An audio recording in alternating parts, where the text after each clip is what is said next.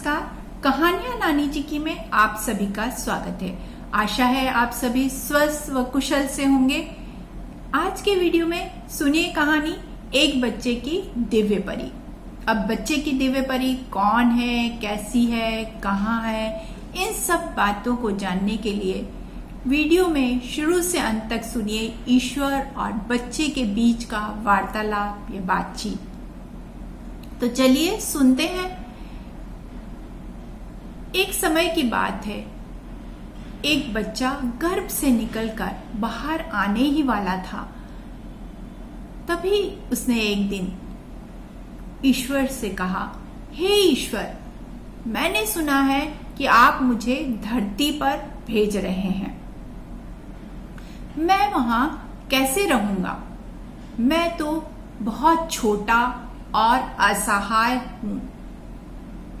तब ईश्वर कहने लगे कि मैंने बहुत सी परियों में से एक खास तौर पर एक दिव्य परी को तुम्हारे लिए चुना है, जो वहां तुम्हारा इंतजार कर रही है, तुम्हारा रास्ता देख रही है।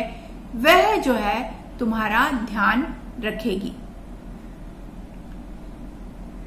पर बच्चा बोला, पर मुझे बताओ, यहाँ स्वर्ग में तो गाना गाने और मुस्कुराने के अलावा मेरे पास कोई काम नहीं है, और मुझे खुश रखने के लिए यह सब काफी है। पर मैं वहां कैसे खुश रहूंगा? तब ईश्वर मुस्कुराए और कहने लगे, वह परी हर रोज तुम्हारे लिए गाना गाएगी, मुस्कुराएगी, तथा उसकी मुस्कुराहट और प्यार को महसूस कर तुम हमेशा खुश रहोगे। बच्चा अभी भी मायूस था और पूछने लगा, पर वहां लोग मुझसे बातें करेंगे तो मैं उनकी बातों को कैसे समझ पाऊंगा, क्योंकि मुझे तो मनुष्य की भाषा आती ही नहीं। तब ईश्वर कहने लगे, तुम हमेशा उस परी के मुंह से निकले सुंदर और मधुर शब्दों को सुनोगे। वह तुम्हें शब्द बताएगी तथा बड़े धैर्य और ध्यान से तुम्हें बोलना सिखाएगी।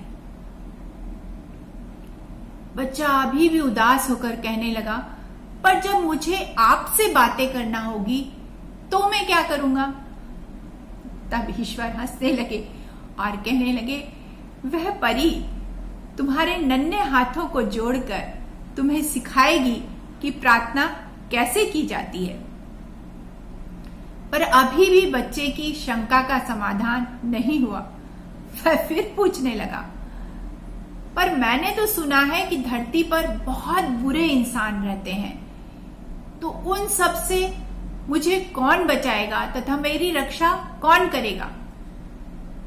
तब ईश्वर मुस्कुराए और कहने लगे, वह परी तुम्हें इन सब से बचाएगी तथा तुम्हारी रक्षा करेगी, और तुम्हारे सामने आने वाली कोई भी कठिनाई व मुसीबत में वह तुम्हारे साथ खड़ी रहेगी, चाहे उसे इसके लिए अपनी जान को ही क्यों ना खतरे में डालना पड़े।